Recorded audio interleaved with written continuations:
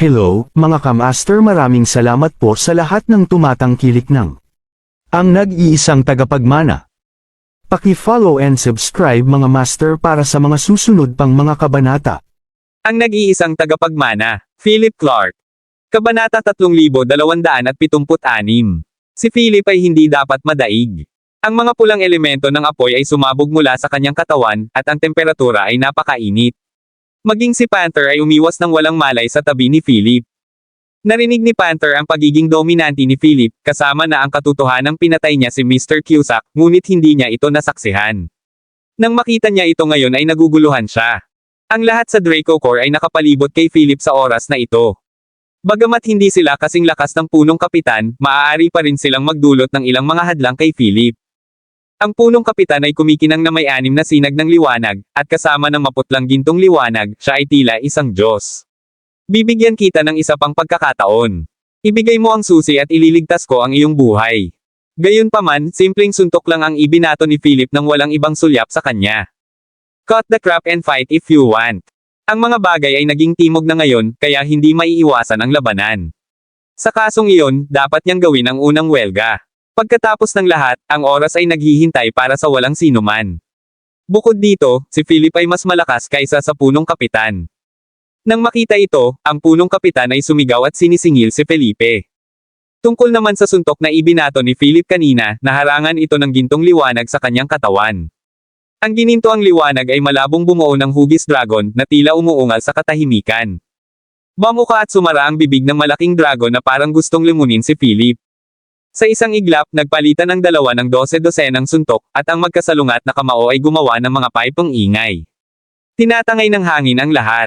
Sila ay sadyang hindi sapat na malakas para makasali sa laban na ito, at maging ang agos ng hangin na nilikha nilang dalawa ay mabilis na naubos ang enerhiya sa kanilang baluti.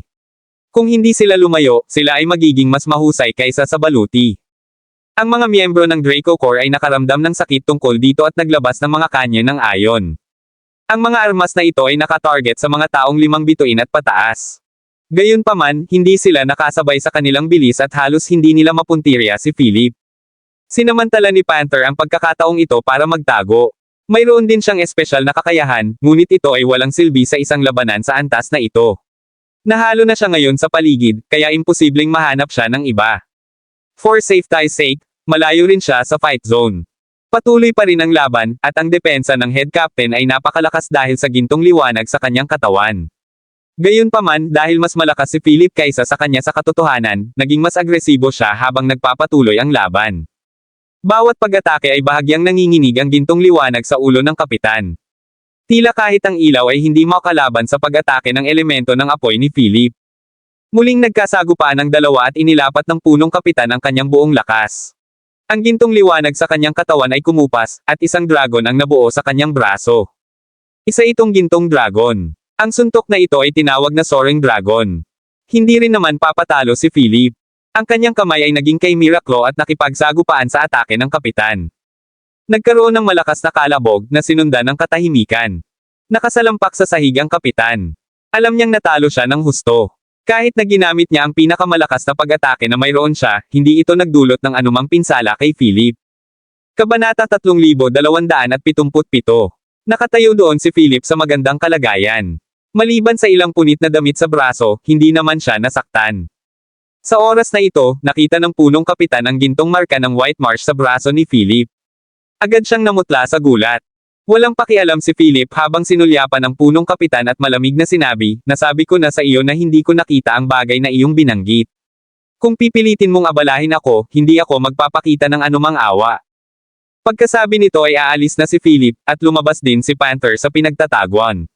Gayunpaman, nang makita niya si Philip ngayon, medyo nahihiya siya. Hindi man lang siya nang ahas na magsalita ng malakas kay Philip. Nang makita silang dalawa na umalis, ang mga miyembro ng Draco Corps ay nagsiksikan sa kapitan. "Head Captain, okay ka lang ba?" Umiling ang head captain at tumayo, medyo kakaiba ang ekspresyon.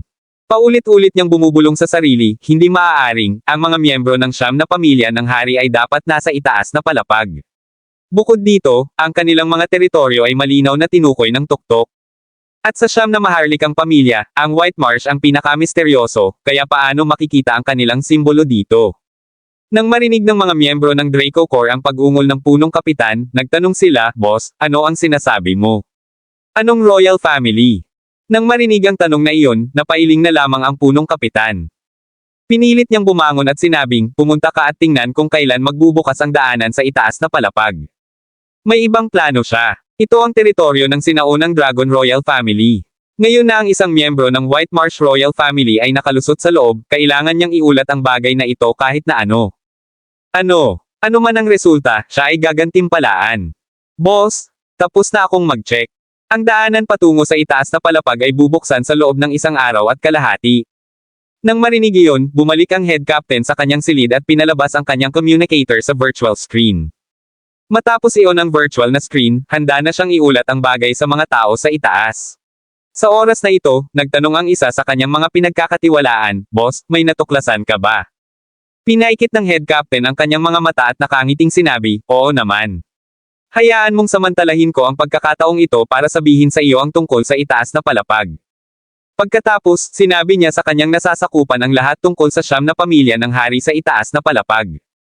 Ang 9 na pamilya ng hari ay ang sinaunang dragon, ang Fire Phoenix, ang Chimera, ang itim na pagong, ang White Marsh, ang berdeng baka, ang lumilipad na ahas, ang puting tigre, at si Beelzebub. Sila ang pinakamataas na pinuno ng mundong ito. Hinati nila ang espasyo sa itaas na palapag sa 9 na lugar, at ang bawat pamilya ng hari ay may kontrol sa isang lugar. Ang kanilang kasalukuyang lokasyon ay pag-aari ng sinaunang dragon. Kung nalaman ng mga tao sa itaas na may isang tao mula sa White Marsh Royal Family ang nakalusot sa teritoryo ng sinaunang dragon, ano sa palagay mo ang gagawin nila? Isang ngiti ang lumitaw sa kanyang mukha. Nakikita na niya ang kanyang sarili na papasok sa itaas na palapag. Ito ang pinakamagandang gantimpala para sa kanya. Para dito, kahit na binugbog ni Philip ay sulit. Kabanata 3278. Walang pakialam si Philip sa pakikipaglaban niya sa punong kapitan. Pagkatapos ng lahat, ito ang gitnang palapag, at hindi pa niya nakikita ang tunay na lakas at kapangyarihan ng mundong ito. Mabilis na bumalik sina Philip at Panther sa kanilang rest cabin. Naniniwala si Philip na pagkatapos ng pakikipaglaban sa kapitan ng Draco Corps, walang maglalakas loob na manggulo muli sa kanya. Nagatubiling magsalita si Panther. Hindi siya pinansin ni Philip. Ganito na si Panther mula nang bumalik sila. Si Panther ay palaging may ganitong maligamgam na saloobin mula noong unang nakilala siya ni Philip, ngunit sa oras na iyon, siya ay nasa ilalim ng impresyon na ipinadala ni Cougar si Philip sa gitnang palapag upang matuto mula sa kanya. Gayunpaman, kung titingnan ito ngayon, hindi iyon ang nangyari dahil mas malakas pa si Philip kaysa kay Cougar. Kaya ang pagbabago sa kanyang saloobin. Biglang nagtanong si Philip, "May alam ka ba tungkol sa susi sa kamay ni Mr. Cusack?" Nais ni Philip na kunin ang pagkakataong ito upang malaman mula kay Panther kung kinuha ni Cougar ang susi. Gayunpaman, determinadong umiling si Panther. "Bagaman narinig ko ang tungkol sa gitnang palapag at kay Mr. Cusack, wala akong alam tungkol sa anumang susi." Nakatitig si Philip kay Panther habang nagsasalita ito, sinusubukang basahin ang isang bagay mula sa kanyang ekspresyon. Gayunpaman, malinaw na hindi siya nagsisinungaling. Tumango si Philip at umupo ng naka-cross-legged sa kama. "Maaari ko bang tanungin kung anong antas ng lakas mo?" Sa wakas ay naitanong ni Panther ang pinakagusto niyang itanong. Bilang isang mamamayan sa ibabang palapag, bagamat nakita ni Panther ang mga tao mula sa gitnang palapag at itaas na palapag, hindi pa niya nakita ang kanilang mga laban, kaya wala siyang ideya kung ano ang magiging hitsura ng labanan kapag ang kanilang lakas ay lumampas sa 7 bituin. Nang makita niya ngayon si Philip, bagamat medyo nangangamba siya, may bahid din ng pananabik. Kung tutuusin, natalo ni Philip ang head captain ng Draco Corps nang walang gasgas. Paanong hindi ma-curious si Panther sa isang napakalakas na nilalang? Gayunpaman, hindi siya pinansin ni Philip at nanatiling nakapikit. Kung hindi niya alam ang background ni Philip, siguradong iisipin ni Panther na masyadong mapagpanggap si Philip, pero ngayon, tinanggap na lang niya ang superior na ugali ni Philip. Bago niya namalayan, nakatulog si Panther. Pagkaraan ng ilang sandali sa buong gabi, siya ay ginising ni Philip. Nang imulat niya ang kanyang inaantok na mga mata, nakita niya si Philip na nakatayo sa tabi niya. Tanong ni Philip, "Yung combat level evaluation na binanggit mo kanina, saan gaganapin?" Mukhang inaantok pa si Panther, pero tumayo pa rin siya. "Sigurado ka bang gusto mong pumunta para sa pagsusuri ngayon?" Dahil sa nangyari kahapon, natakot si Panther na mag-imbite ng gulo sakaling magdulot muli sila ng kaguluhan. Gayunpaman, napakasimple ng pag-iisip ni Philip. Kung nakapasa siya sa evaluation, makakakuha siya ng special pass, kaya hindi na mahalaga ang kanyang identity. Kaya, ginawa ni Philip ang kanyang kahilingan kay Panther. Wala nang oras si Panther na isuot ang kanyang baluti at iniwan na lang ito sa rest cabin. Kabanata 3279. Medyo nagugutom ako ngayon. Pwede bang hayaan mo muna akong kumain? Reklamo ni Panther habang nasa daan. Hindi niya may kumpara kay Philip. Hindi naman talaga kailangan ni Philip ng pagkain para mapunan ang kanyang lakas. Pagkatapos ng lahat, ang mga elemento na hinihigop sa panahon ng pagsasanay ay kung minsan ay mas malakas kaysa sa solidong pagkain. Siyempre, ibang bagay ang ilang espesyal na kayamanan, ngunit hindi iyon magagawa ni Panther. Malumanay na sinabi ni Philip, kapag tapos na ang aking combat evaluation, kakainin natin ang lahat. Ayaw nang umasa pa ni Philip sa iba. Kung tutuusin, hindi lahat ay taos-puso sa pagtulong sa kanya. Parang si Cougar noon. Bagamat hindi siya dapat pagdudahan ni Philip, umalangaw-ngaw pa rin sa kanyang tenga ang sinabi ng punong kapitan ng Draco Corps. Sino ang nakahawak sa susi ni Mr. Cusack? Kung hindi dahil sa pangyayaring ito, magiging mabuting tao pa rin si Cougar sa isip ni Philip. Gayunpaman, siya ay nahimete sa oras na iyon, at ang mga salita ng punong kapitan ng Draco Corps ay medyo nakakumbinsi. Bago iyon, sinubukan din ni Philip na alamin kay Panther ang pag-andar ng susi. Nabalitaan na si Mr. Cusack ay may lihim na silid na naglalaman ng lahat ng yaman na naipon niya sa kanyang buhay, kabilang ang ilang mga kayamanan. Kung talagang umiral ang susi na ito at itinago ito ni Cougar kay Philip, ang mga bagay ay magiging nakakaintriga. Maya-maya, nakarating na ang dalawa sa isang lugar. Hindi ito kasing Randy ng gusali ng Draco Corps ngunit mukhang lipes na at classy. Itinuro ni Panther ang lugar na ito at mahinang sinabi, ito ang Combat Evaluation Guild. Pumasok ka lang at mag-sign up. Nanghihina na siya sa gutom. Nang tumingin sa karamihan ng mga tao sa harap niya, napakunot ang noo ni Philip. Hindi niya inaasahan na makakakita siya ng ganito karaming tao. Bakit napakaraming tao ang nagsusuri ng kanilang mga antas ng labanan? Nang makita ang ekspresyon ni Philip, ipinaliwanag ni Panther, ang prosesong ito ay upang hayaan ang mga tao na pumasok sa isang virtual na larangan ng digmaan upang suriin ang kanilang antas ng lakas, na maaari ring matukoy ang antas ng espesyal na pass. Kung mas mataas ang antas, mas maraming awtoridad ang mayroon ka. Pagkatapos ng isang post, idinagdag ni Panther, ngunit ito lamang ang lugar na gumagawa ng pagsusuri, kaya palaging masikip. Bakit hindi ka muna pumila? I'll go and eat something. Pagtatapos ni Panther sa kanyang paliwanag para maiwasan pa ang mga tanong ni Philip, gusto niyang punuin ang tiyan. Dahil hindi kailangan ni Philip na pumila si Panther sa kanya, hinayaan siya ni Philip na umalis. Nang makita ang maraming tao sa kanyang harapan, bumaantong hininga si Philip, gaano katagal ako kailangang pumila. Gayunpaman, sa sandaling ito, isang grupo ng mga tao na nag-escort sa isang tao ang lumapit. Nang makita ng lahat ang eksenang ito, mabilis silang lumayo, hindi man lang alintana ang pila. Hindi naman masyadong matanda ang lalaking ini-escort. Mukha siyang mga 20 years old. May pagmamalaki ang ekspresyon ng mukha niya at nakataas ang ilong. Ang mga tao sa paligid niya ay patuloy na nambobola sa kanya. Young Master, halika dito. Huwag masyadong lumapit sa mga mababang mamamayang ito. Nang mabigkas ang mga salitang ito, lumapit sila kay Felipe. Isang katabi ng Young Master ang nagtaas ng paa at akmang sisipain si Philip. Mongrel, haharingin mo na ang daan ng ating Young Master. Bulag ka ba? Kabanata 3280. Ang sipa na ito ay hindi dumapo sa katawan ni Philip, at hinding-hindi papayag si Philip na mangyari din iyon. Nakakunot ang noo, nilingan ni Philip ang kabilang partido bago siya pinansin. Kung pipiliin niyang makitungo sa mga ganoong tao, magiging abala siya para harapin ang ibang mga bagay. Gayunpaman, nakaiwas pa rin si Philip sa anumang gulo. Nang makita ang eksenang ito, ang lalaki ay agad na sumangot ng malamig kay Philip at sinabing, Ignorante mongrel, bilasan mo at umalis ka sa daan. Kung maantala mo ang pagsusuri ng labanan ng ating Young Master, babayaran mo ito. Hindi pinapansin ang kanyang pagsigaw, naglakad si Philip sa harapan habang ang lahat ay umaalis sa daan.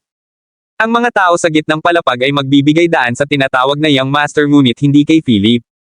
Nang makita ang kanyang aksyon, lahat ay natigilan. Hindi nila akalain na magiging matapang si Philip. Ito ay malinaw na naglalaro ng apoy. Inutusan kaagad ng Young Master ang mga tao sa paligid niya, hilahin siya pabalik. Ang isang mababang mamamayan na tulad niya ay hindi karapat-dapat na hamarang sa aking daraanan. Medyo pagalit ang tono niya. Hindi niya lang marinig na may ibang nagnanakaw sa kanyang limelight, lalo na nang makita niya ang mga damit ni Philip na hindi Randy. Wala man lang siyang disenteng baluti. Naging mayabang iyon. Nang marinig ang utos ng Young Master, sinumbong ng mga taong iyon si Philip. Lumingon lang si Philip at binigyan sila ng malamig na tingin. Bagamat hindi nakakatakot ang tingin ng isang ordinaryong tao, iba ang resulta sa isang taong may aura na katumbas ng isang 8-star powerhouse. Gayunpaman, ang aura na ito ay nawala sa isang iglap. Gusto lang silang pigilan ni Philip kaya hindi niya ginamit ang kanyang aura para sugpuin sila ng sobra. Sa kasamaang palad, ang mga taong ito ay masyadong mahina, kaya hindi nila naintindihan kung ano ang nagpahinto sa kanila ngayon. Walang magawa silang pinagmamasdan habang naglalakad si Philip sa loob, at galit na galit ang young master sa tanawing ito. Hoy, sundan mo siya. Tingnan natin kung sino talaga siya. Matigas niyang sabi, at sumugod ang kanyang mga subordinate sa Combat Evaluation Guild. Gayunpaman, sa kanilang pagtataka, ang guild ay masikip din sa loob, at wala silang nakitang mga palatandaan ni Philip. Lumingalinga ang young master sa paligid at galit na sinabi, "Count that brat lucky. Huwag mo na akong makitang muli." Bagamat dominante ang young master na ito, hindi siya nang ahas na maging masyadong mayabang sa guild na ito. Young master, dapat ba nating hanapin si third uncle? Masyadong madali para sa batang iyon kung hahayaan na lang natin siya ng ganoon, sabi ng isang crony sa tabi ng young master. Kalimutan mo na, kailangan nating tumuon sa negosyo. At saka, hindi ito isang lugar na pwede nating pagtripan. Ang Combat Evaluation Guild ay isang semi-opisyal na lugar na itinatag ng mga tao sa itaas na palapag sa pakikipagtulungan sa pamilya Whittle upang pumili ng mga mahuhusay na tao na may mahusay na kasanayan sa pakikipaglaban. Ang kapangyarihan ng pamilya Whittle ay mas malakas pa kaysa kay Mr. Cusack sa gitnang palapag. Ang young master na ito ay nagmula sa isang side branch ng Whittle family, kaya wala siyang lakas ng loob o kakayahang magdulot ng anumang gulo dito. Sa pag-iisip na iyon, umalis siya kasama ang kanyang mga tao. Ang pagsusuri sa antas ng labanan ay nangangailangan ng paunang sertipikasyon. Tulad ng test tower sa ibabang palapag, kailangan nilang subukan ang antas ng lakas upang matukoy kung mayroong anumang mga likas na elemento. Kabanata 3281. Pagkatapos ng pagsubok, itatapat sila sa battle zone na may katumbas na lakas upang maisigawa ang combat level evaluation. Ang batang master ay malinaw tungkol sa mga patakaran dito ngunit hindi Philip. Nagpagala-gala siya na parang manok na walang ulo ngunit nakahanap pa rin ng lugar na parang test tower sa dulo. Alam ni Philip na ang pangunahing pagsubok na ito ay kailangang isagawa muna kahit saan. Kaya naman, dumiretso siya rito. Bago siya, maraming tao ang dumaan sa pagsubok. Sa isang sulyap, napansin niya ang kaibahan ng gitnang palapag at ibabang palapag. Ang populasyon sa ibabang palapag ay ang pinakamakapal, ngunit kakaunti ang malalakas na tao na may mga elemental na talento. Gayunpaman, iba ang gitnang palapag. Karamihan sa mga kabataan ay may lakas na humigit kumulang 4 na bituin, habang ang ilang namumukod tanging mga ay maaaring umabot pa ng 5 bituin. Iyon ang pinakamalaking pagkakaiba. Sa ibabang palapag, ang mga taong may 5 bituin ay maaari nang bumuo ng kuta. Gayunpaman, kakaunti ang mga tao na may elemental na talento. Ito ay tulad ng isang espesyal na talento. Ang ilang mga maswerteng tao ay magkakaroon ng elemental na talento, habang ang iba ay hindi kailanman magigising sa kanilang elemental na talento sa kanilang buhay. Walang nakakaalam na ito ay maaaring mapuna ng mga nakuhang pamamaraan. Pinagmamasdan ni Philip ang paligid habang naghihintay. Nang makarating sa kanya ang pila, humakbang siya pasulong. Sa sandaling ito, may tumapik sa kanyang balikat. Iyon ang young master na nakita niya kanina. Hindi ko inasahan na makakatagpo ka ulit. Nakangiting tumingin ang young master kay Philip. Ang kanyang intensyon ay halatang pukawin si Philip. Huminto siya at kinausap si Philip para himukin siya sa unang hakbang.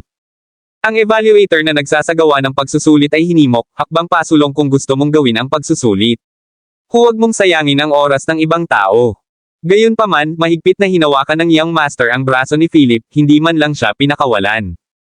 Ayaw makaligtaan ni Philip ang pagsubok na ito dahil sa kanya, kaya marahas niyang inalog ang kanyang braso at sinabing, "Bitawan mo ako." Bumitaw ang young master at halos madapa. Si Philip ay hindi tumingin sa kanya at naglakad pasulong. Nang makita ito, sasalakayin na sana ng young master si Philip, ngunit nakita siya ng test evaluator. Oh, si young master Whittle pala. Halika sa harap, masiglang kumaway ang test evaluator sa young master at nakangiting sabi. Sinabi niya kay young master Whittle, "Kaibigan mo ba ito?" Tinuro niya si Philip habang nagsasalita. Nanlamig ang mukha ni Philip. Hindi niya inasahan na malalaman ng test evaluator ang young master na ito ngunit pumayag siya pagkatapos mag-isip tungkol dito. Kung walang koneksyon ang young master, hindi siya magiging mayabang. Sa oras na ito, pinaningkitin ng young master si Philip at mayabang sinabi, "Hindi ko alam ang bulag at walang alam na bagay na ito." Habang nagsasalita siya, tumungo siya sa testing platform. Ito ay katulad ng test tower sa ibabang palapag, maliban sa dalawang karagdagang elemento, ang liwanag at madilim na elemento. Kabanata 3282. Nang marinig iyon, sinabi ng test evaluator kay Philip, umalis ka.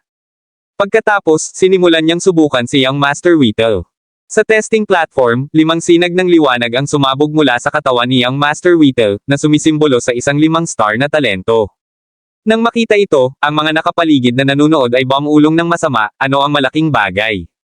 Umasa na lang siya sa elixir at evolution fluid ng kanyang matanda para makarating dito. Wala siyang praktikal na kakayahan. Napatingin si Philip sa nagsalita at agad na lumapit sa kanya sabay tanong, "Oh, si Young Master Whittle lang ba ang palabas, kung gayon?" Nang marinig ang tanong ni Philip, kasama ang sinabi ni Young Master Whittle kanina, agad na itinuring ng taong iyon si Philip bilang isa sa kanya. Lahat ng palabas, hindi pa siya sapat para doon. Kung hindi dahil sa matanda niya, baka matagal na siyang binugbog hanggang sa mamatay, pero nandito pa rin siya sa gitnang palapag bilang bully. Tumango si Philip nang walang karagdagang komento. Mukhang hindi maganda ang ginagawa ng Young Master na ito sa gitnang palapag. Hindi bababasa, ang kanyang hindi kasiya siyang mga aksyon at pag-uugali ay nakapukaw ng galit ng publiko. Samantala, sa testing platform, ipinakita rin ang elemental talent ni Young Master Whittle.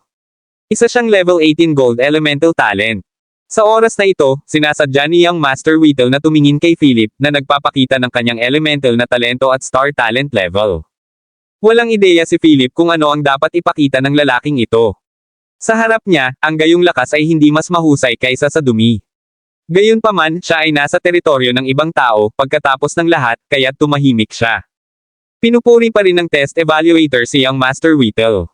Matapos bumaba ng testing platform si Young Master Whittle na may ngiti sa kanyang mukha, itinuro ng test evaluator ang taong nasa likod ni Philip na kumuha muna ng pagsusulit. Gayunpaman, bago lumipat ang taong iyon, sinabi ni Young Master Whittle sa test evaluator, hayaan mo muna siyang kumuha ng pagsusulit. Gusto kong ipakita sa kanya ang pagkakaiba ng isang henyo at isang wastrel. Nang marinig iyon, tumango ang test evaluator at sinabi kay Philip, dahil nagsalita na si Young Master Whittle, maaari kang lumapit. Samantala, nanood si Young Master Whittle na naka-cross arms, naghihintay kay Philip na gumawa ng kalokohan. Sa kanyang palagay, kung talagang mayroon si Philip, sana ay inaway niya sila sa pintuan sa halip na tumakbo sa loob. Ito ay nagpakita na si Philip ay hindi sapat na malakas at natatakot sa kanila. Hindi niya kailanman isinaalang-alang ang posibilidad na napakalakas ni Philip na hindi siya mapakali na labanan sila. Gayunpaman, hindi rin siya dapat sisihin. Pagkatapos ng lahat, ang mga makapangyarihang tao ay karaniwang dumaan sa espesyal na daanan kung kailangan nilang dumaan sa naturang pagsusuri. Ang mga gumagawa nito kasama ang pangkalahatang publiko ay kadalasang mga katamtamang talento. Sa pag-iisip na iyon, hinintay ni Young Master Whittle si Philip na gumawa ng katangahan sa kanyang sarili. Pagkatapos ng lahat, hindi lahat ay may mga mapagkukunang pinansyal tulad niya. Maaari siyang magpalabas ng mga elixir tulad ng mga merienda araw-araw, na kung paano niya naabot ang 5 bituin. Maging ang kanyang elemental na talento ay dahil sa isang espesyal na kayamanan. Nanatiling hindi nagbabago ang ekspresyon ni Philip habang naglalakad siya papunta sa testing platform. Kabanata 3283. Habang ina-activate ng test evaluator ang testing platform, nagsimulang kumikinang ang katawan ni Philip. Gayunpaman, upang hindi makaakit ng pansin, pinili niyang sugpuin ang kanyang lakas, na nagpapakita lamang ng 5 bituin. Pati ang talent niya sa fire element ay pinigilan.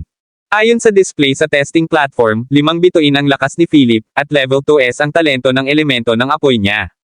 Pakiramdam ni Young Master Whittle ay parang nakalunok siya ng langaw. Hindi niya inaasahan na ang elemental talent ni Philip ay mas mataas ng isang level kaysa sa kanya. Paano ito posible? Kung napakalakas mo, bakit hindi mo ako inaway sa labas? Marahas na tanong niya kay Philip na para bang niloko siya ni Philip. Walang pakialam na sinulyapan siya ni Philip at sinabing, may sakit ka ba? Bakit kailangan kitang ipaglaban dahil lang kaya ko? At saka, walang kaluwalhatian sa pagkapanalo laban sa isang taong kalibre mo. Iniisip ni Philip kung ang kabilang partido ay matatakot na hanggal kung ipinakita niya ang lahat ng kanyang mga elemento. Mayroon siyang all-elemental na 5S level. Baka magdulot ito ng kaguluhan dito. Pagkatapos ng lahat, ang isang all-elemental na talento ay halos hindi naririnig. Ang pinakamahusay na paraan upang manginsulto sa isang tao ay huwag pansinin ang mga ito. Kahit anong pilit nila, papansinin lang sila ng iba. Katulad niyang Master Whittle, naramdaman niyang hindi siya pinansin at insulto ni Philip. Sinabi niya kay Felipe, mabuti para sa iyo. Kung mayroon ka kung ano ang kinakailangan, makikita kita sa battle zone. Pagsisisihan kitang nasa battle zone kagaya ko. Pagkasabi nun ay naglakad siya sa isang direksyon. Nang makita ang eksenang ito at marinig ang sinabi niya, tinanong ni Philip ang lalaki kanina tungkol sa battle zone. Hindi siya sigurado tungkol sa mga patakaran dito pagkatapos ng lahat. Ang taong iyon ay matiyagang ipinaliwanag kay Philip ang mga patakaran, kabilang ang proseso ng pagsusuri sa labanan. Sa labas, si Panther ay tumatakbo ng balisa. Sa sobrang dami ng taong nakapila, akala niya ay may oras na siyang kumain, ngunit pagbalik niya, wala man lang siyang nakitang palatandaan ni Philip. Akala niya ay dadalhin niya si Philip para sa combat evaluation pagkabalik niya. Anyway, sa lakas ng loob ni Philip, walang makakapantay sa kanya, pero hindi niya akalain na mag-isang papasok si Philip. Dahil dito ay labis siyang nabalisa. Dumaan na siya sa evaluation noon at alam niya na kapag papasok sa virtual na larangan ng digmaan, kailangang itali ng isa ang kanyang pagkakakilanlan. Gayunpaman, ang pagkakakilanlan ni Philip ay mula sa ibabang palapag na tiyak na magdulot ng gulo. Sa oras na ito, narinig niya ang mga komento ng mga tao sa paligid niya. Galing talaga ng batang iyon ngayon lang. Naglakas loob siyang tumayo sa daan niyang Master Whittle. Sa palagay ko hindi gagawing madali niyang Master Whittle ang mga bagay para sa kanya mamaya. Hindi na kailangang sabihin iyon. Sa pagiging masungit niyang Master Whittle, tiyak na pahihirapan niya ang batang iyon. Narinig ko na ang huling taong nanakit kay Young Master Whittle ay binalatan ng buhay at binugbog niya hanggang mamatay. Humakbang si Panther para alamin kung ano ang hitsura ng taong binanggit nila. Nang marinig ang kanilang paglalarawan, naramdaman ni Panther ang pananakit ng kanyang ulo. Batay sa kanilang paglalarawan, alam ni Panther na ang nakasakit kay Young Master Whittle ay si Philip. Hindi na siya nakapagpigil pa at naisipan pa niyang pumasok. Bagamat makapangyarihan si Philip, hindi siya sapat na lakas para labanan ang buong pamilya Whittle. Kabanata 3284. Sa Combat Evaluation Guild, umalis si Philip sa testing platform ayon sa mga tagubilin ng taong iyon at natagpuan ang Combat Zone Division. Bagamat walang pagsubok na kasangkot dito, ang bawat tao ay bibigyan ng combat zone batay sa kanilang mga specialty. Ang ilang mga tao ay sanay na gumamit ng mechas. Bagamat mayroon silang ilang mga kalakasan, pipiliin nilang gumamit ng mga mecha upang mapataas ang kanilang lakas sa pakikipaglaban at pagbutihin ang kanilang kasanayan sa pakikipaglaban. Mas gusto ng ibang tao na magsaliksik, mag-imbento, at lumikha ng mga makina, kaya nagkaroon sila ng mga mekanikal na hayop o robot bilang kanilang suporta sa labanan. Siyempre, maliban doon, marami ring pantulong na kagamitan at kagamitan sa pakikipaglaban. Ang huling grupo ng mga tao ay din ang pinakamalaki. Katulad sila ni Philip, na lumaban sa sarili nilang merito. Isa rin sa kanila si Young Master Whittle. Nagulat si Philip nang makita ang 3 pang tao sa tabi ni Young Master Whittle. Dapat ay narito sila sa pamamagitan ng espesyal na kaayusan. Kung bakit, masasabi ni Philip sa pamamagitan ng titig ni Young Master Whittle na nakadirekta sa kanya. Dapat nandito sila para sa kanya. Gayunpaman, hindi nabalisa si Philip. Kukunin lang niya ang mga bagay habang dumarating ang mga ito, hindi banggitin na hindi sila sapat na malakas upang magdulot ng pagbabanta. Matapos ang pagpili ng zone, si Philip ay itinalaga sa ika-7 combat zone. Nandito rin si Young Master Whittle. Batay sa panimula, nalaman ni Philip na ang antas ng pagpasok sa virtual na larangan ng digmaan ay tinutukoy ng mga puntos na nakuha mula sa pag-clear ng mga individual na laban sa ika-7 combat zone. Ang isang empleyado ay namahaji ng isang chip para sa lahat upang ipasok sa kanilang mga tagapagbalita.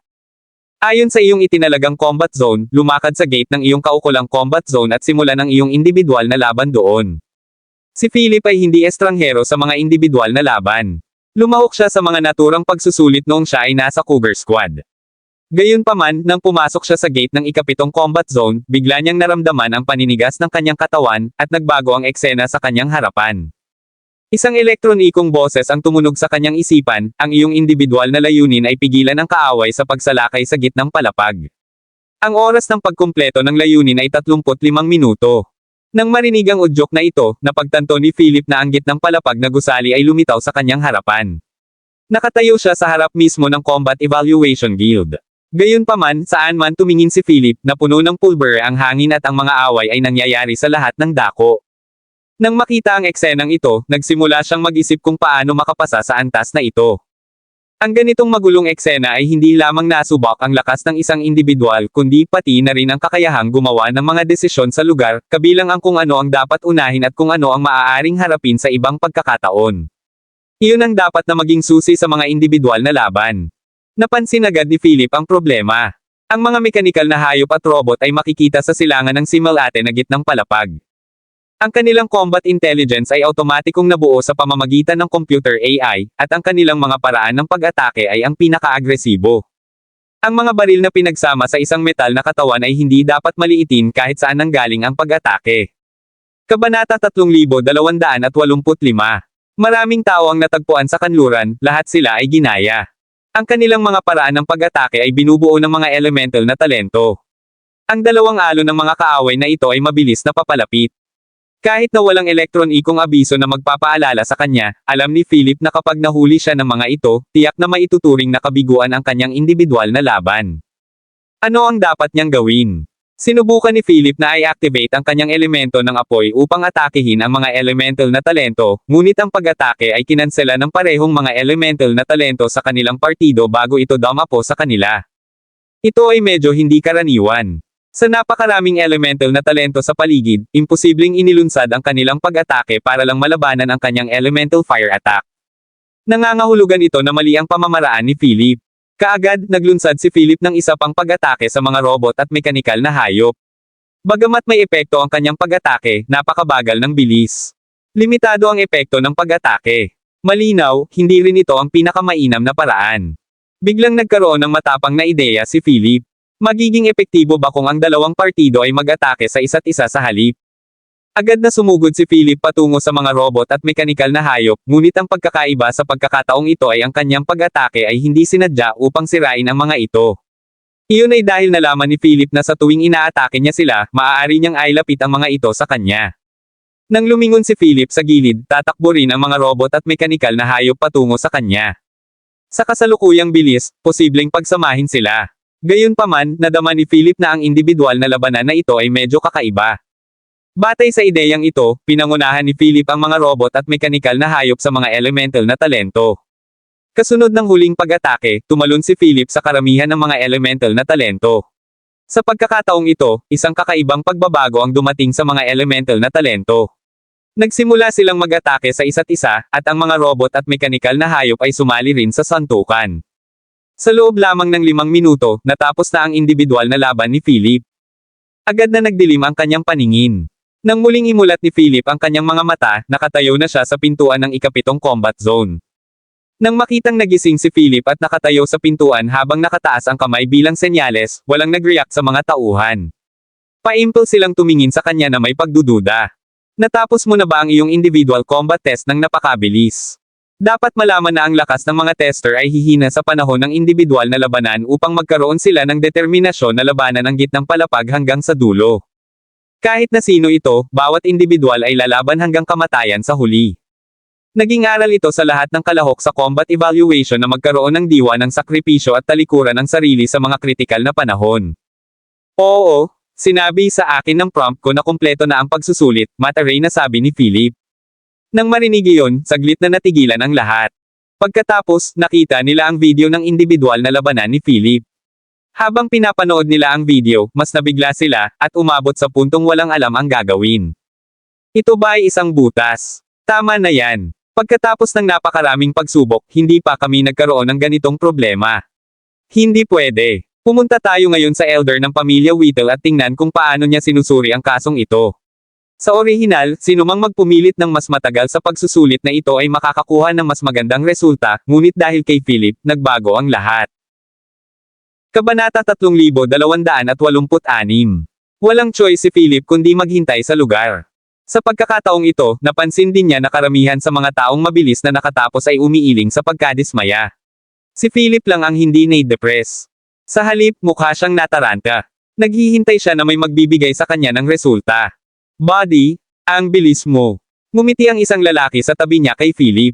Tumango si Philip at sinabi sa lalaki, kung hindi ako nagkakamali, ako dapat ang mauna.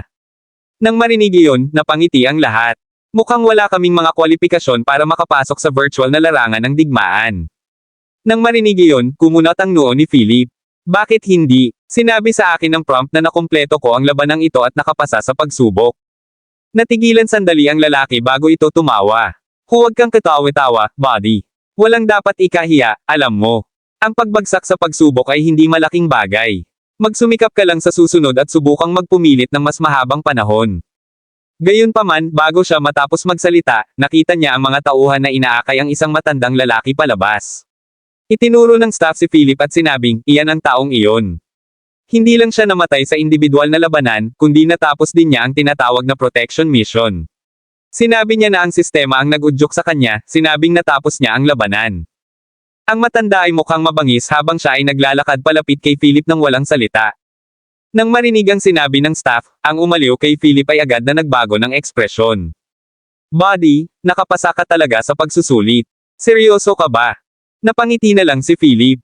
Hindi man siya nagsasalita ay tumango siya. Sa sandaling ito, ang tinaguriang elder ng pamilya Whittle, na walang iba kundi ang matandang nasa harap niya, ay nagsimulang sukatin si Philip. Sumama ka sa akin. Kailangan nating pag-usapan ng detalyado ang tungkol sa iyong pagsubok. Pagkasabi nito, umalis siya habang nasa likod ang mga kamay. Wala siyang duda na susunod si Philip. Nang makita ito, napangiti si Philip. Kahit na ano, dapat ay nakapasa siya sa pagsubok na ito. Nang susundan na sana ni Philip, lumabas siyang Master Whittle. Nang makitang nasa harapan niya si Philip, malamig siyang nguya, akala ko napakalakas mo, pero parang nagkamali ako. Hindi siya pinansin ni Philip at sinundan ang matanda. Gusto pang magsalita niyang Master Whittle, ngunit nang makita ang direksyong tinatahak ni Philip, baka sa mukha niya ang pagtataka. Iyon ay isang espesyal na daanan para sa mga makapangyarihang tao. Bakit siya papunta doon? Kabanata 3287. Ignorante tanga, how dare you run around? Akin ang buhay mo. Patuloy siyang sumisigaw, ngunit ang lalaking nakausap ni Philip kanina ay nagsabi kay Young Master Whittle, Young Master Whittle, kilala mo ba ang taong nakaalis sa individual na labanan ngayon lang? Malamig na sumingot si Young Master Whittle at sinabing, bakit ko malalaman ang basurang iyon? Sandali, ano ang sinabi mo? Nilinis niya ang individual na labanan. Sa wakas ay natauhan si Young Master Whittle sa ikalawang kalahati ng pangungusap. Walang sino man ang nakaalis sa individual na labanan noon. Ano ang nangyayari? Tinanong niya ang kausap kanina, ngunit walang tiyak na sagot dahil hindi rin alam ng taong iyon ang detalye. Nang pumasok si Philip sa silid kasama ang matanda, sinabi ng matanda, sana huwag mong ipaalam sa iba ang nangyari ngayon. Kung tungkol sa lusot na ginamit mo, aayusin namin ito sa lalong madaling panahon. Bilang iyong gantimpala para sa pagtuklas ng butas na ito, maaari kitang personal na bigyan ng isang tiyak na halaga ng mga star dollar. Maaari kang umalis dito ngayon. Kumunat ang noo ni Philip. Sinusubukan ba niyang itaboy si Philip at pagtakpan ang kanilang mga pagkakamali? Gayunpaman, ang layunin ni Philip ay hindi lamang para i-clear ang level na ito o kumita ng star dollars kundi para makakuha ng special pass. Tinanggihan niya ang kahilingan ng matanda at sinabing, hindi ko kailangan ng star dollars. Kailangan ko lang ng special pass. Baka sa mukha ng matanda ang sama ng loob. Sa gitnang palapag ng Combat Evaluation Guild, siya lang ang makikipag-usap sa iba, hindi sa kabaligtaran. Isang beses ko lang sasabihin, kunin ang star dollars at umalis o lumabas ka na lang. Dahil ito ang kanyang teritoryo, palagi siyang may huling say dito, kaya hindi siya natatakot na masaktan ang isang tulad ni Philip. Kung tutuusin, ngayon lang niya nakita ang resulta ng pagsusulit. Si Philip ay isang elemental na talento na may level 2S, at ang kanyang lakas ay 5 bituin lamang. Nang marinig iyon, alam ni Philip na naglalaro ng husto ang matanda. Gayunpaman, hindi siya natakot. Kung tutuusin, minsan na rin siyang nagdulot ng kaguluhan sa square cage, kaya hindi niya naisip na gawin ito muli. Sa sandaling ito, biglang pumasok si Panther. Nang makita ang matanda, sumaludo siya at magalang na sinabi, Elder Whittle, hiniling sa akin ng ating dakilang commander na ipakita ito sa iyo, novel drama. Habang nagsasalita, pinitik niya ang kanyang daliri sa kanyang communicator sa direksyon ni Elder Whittle. Saglit na nag-alinlangan si Elder Whittle bago niya itinaas ang kanyang communicator. Nang makita ang eksenang ito, bahagyang kumunat ang noo ni Philip. Hindi niya alam kung paano nakapasok si Panther, ngunit malamang na ginamit niya ang mga koneksyon sa likod niya. Sa oras na ito, mabilis na nagbago ang ekspresyon ni Elder Whittle. He snorted coldly before said to Panther, isang beses lang mangyayari ang insidente ngayon. Bibigyan ko siya ng special pass ngayon. Sa hinaharap, huwag mo na akong hanapin pa. Habang sinasabi ito, hinawakan ni Elder Whittle ang kamay ni Philip, ngunit ang layunin niya ay ang tagapagsalita sa kamay ni Philip. Inilapag niya ang kanyang communicator sa communicator ni Philip bago paandarin ang kanyang communicator para sa A. Pagkatapos noon, nakita ni Philip ang display sa kanyang communicator, Special Identity and Special Pass have been activated. Pagkatapos, hinailan ni Panther si Philip palabas. Nang makitang paalis na ang dalawa, malamig na bumantong hininga si Elder Whittle at sinabing, paano mo ako nang ahas na gamitin ang dakilang komandante para pilitin ako? Babalik ako sa'yo sooner or later. Sa sinabi nito, sinuntok niya ang pader sa tabi niya, nag-iwan ng sunken fist mark sa alloy wall. Kabanata 3288. Nang muling lumabas sina Philip at Panther, sinabi ni Panther kay Philip, sabihin mo, boss, napakaganda mo. Isa lang itong combat evaluation, pero nagawa mong maakit ang atensyon ng dakilang elder ng pamilya Whittle. Habang naglalakad, tinanong ni Philip si Panther, bakit? Napaka-espesyal ba ng katayuan ng dakilang elder? Napabuntong hininga si Panther at sinabing, hindi ito eksaktong espesyal, ngunit isa siya sa iilang nagsasanay ng dalawang elemental na talento. Nang marinig iyon, nagulat din si Philip. Hindi niya inaasahan na ang dakilang elder na ito ay isang bihira at makapangyarihang dual elemental talent. Tinanong niya si Panther, huwag na natin siyang pag-usapan. Maaari mo bang sabihin sa akin kung paano mo ako nahanap? Hindi na kailangang sabihin, ang silid na dinala ng dakilang elder kay Philip ay dapat na isang lihim na pag-iral. Para mahanap ito ni Panther, dapat mayroong ilang mga espesyal na dahilan. Napagtanto din ni Philip na ang Cougar Squad ay hindi ganoon kadali. Sa pag-uugnay pabalik sa nakaraang insidente kung saan sadyang inayos ni G. Cusack ang isang undercover na ahente sa Cougar Squad, biglang naalala ni Philip ang ilang hindi pangkaraniwang pangyayari. Sa pamamagitan ng kanan, si Mr. Cusack ay mahusay na nakagawa sa gitnang palapag, kaya bakit siya magpapadala ng isang undercover na ahente sa ibabang palapag? Bukod dito, ang undercover na ahente ay hindi ang pinakamalakas na puwersa sa ibabang palapag na nagbigay diin sa problema. Ang pagkakakilanlan ni Cougar ay naging mas mahiwaga ngayon. Sa oras na ito, nais lamang ni Philip na i-crack ang mga sekretong ito ng mabilis. Pagkatapos ng lahat, walang sino man ang nagnanais ng ticking bomb sa paligid, at si Philip ay nasa gitna ng ticking bomb na ito ngayon. Kung may nangyaring aksidente, sino ang nakakaalam kung ano pa ang mangyayari? Habang iniisip ito ni Philip, idinagdag ni Panther, sinabi sa akin ng commander noon na kung makatagpo ako ng anumang problema, maaari akong direktang pumunta sa dakilang komandante. Yung Grand Commander. Naguguluhang napatingin si Philip kay Panther. Sa oras na ito, naglalakad na ang dalawa pabalik sa hotel kahapon, ngunit ayaw bumalik ni Philip. Sinabi niya kay Panther, maaari mo ba akong dalhin sa gitnang palapag? Hindi ko pa rin alam kung bakit mas maganda ang middle floor kaysa lower floor. Walang gana na sinamahan ni Panther si Philip. Bago niya alam ang lakas ni Philip, hinding-hindi niya sasama si Philip ng ganito. Gayunpaman, ang lahat ay iba na ngayon. Nang sabihin niya sa Grand Commander ang lakas ni Philip, sinabi sa kanya ng Grand Commander na dapat niyang kunin si Philip na sumali sa Animal Brigade. Tama iyon, ang Animal Brigade. Kasunod ng pagtatanong ni Philip, sinabi sa kanya ni Panther ang tungkol sa kanilang pagtatatag. Ang tinaguriang Grand Commander na ito ang namuno sa Animal Brigade, kung saan may ilang pangunahing puwersa tulad ng Cougar Squad, Eagle Squad, at Claw Squad. Nagkalat sila sa ibabang palapag, gitnang palapag, at itaas na palapag. Nang marinig ang paliwanag ni Panther, napagtanto ni Philip kung gaano ito isang malaking organisasyon at nakakatakot na puwersang panlaban. Ang taong maaaring mag-utos sa kanila ay dapat na may hindi pangkaraniwang katayuan. Hindi katakataka kahit na ang matanda sa pamilya Whittle ay kailangang magpakita ng paggalang sa kanya at hayaan si Philip na makuha ang espesyal na pass na iyon. Dahil naputol ang komunikasyon sa pagitan ng tatlong palapag ng walang paraan upang makipag-usap sa pamamagitan ng communicator, ang kaso ng underground mine ay maiuulat lamang sa pamamagitan ng pagpapadala kay Philip sa itaas na palapag. Kabanata 3289. Kasabay nito, nais din ni Cougar na irekomende si Philip sa dakilang komandante. Sa sandaling ito, biglang nakita ni Panther ang ulo ng isang hayop na inukit mula sa bakal, at ang kanyang interes ay napukaw. Magsaya ba tayo sa Coliseum? Ang Coliseum. Medyo natarante si Philip. Sa orihinal na mundo, ang tinatawag na Coliseum ay umiiral lamang noong unang panahon. Ito ay isang lugar kung saan ang mga nakatataas na echelon ay naghahanap ng libangan sa pamamagitan ng paglalaro sa mga mas mababang antas. Sa pamamagitan ng paggamit ng mga mapagkukunang pinansyal, hinahayaan nila ang mga tao na makipaglaban sa mga mababanges na hayop. Akala nila ay magandang libangan ang panunood ng madyugo at kapana-panabik na mga eksena. Ito ay isang uri ng libangan na year-okon ang mga tao sa ilalim ng kanilang mga paa. Madalas silang nasiyahan dito, ngunit hindi inaasahan ni Philip na magkakaroon ng ganitong masamang ugali sa banyagang lupain sa kabilang baybayin. Nang makita ang excitement ni Panther, tila hindi na siya kilalang kilala sa aktibidad na ito. Anong masaya dito? Hindi inisip ni Philip na may magandang bagay tungkol sa tinatawag na Coliseum na ito o nakakita ng anumang halaga ng entertainment dito. Gayunpaman, sinabi ni Panther, maaaring hindi mo alam, ngunit ang mga mahihirap ay makakakuha ng mga bituin na dolyar at kahit na ilang mga kayamanan sa pamamagitan ng pakikipaglaban sa mga kakaibang hayop dito. Ito ay isang pambihirang pagkakataon upang makaakit ng ilang hindi gustong atensyon. Although may casualties, isipin mo na lang yung rewards. Mayroong ilang mga espesyal na material na panggamot na maaaring baguhin ang konstitusyon ng katawan.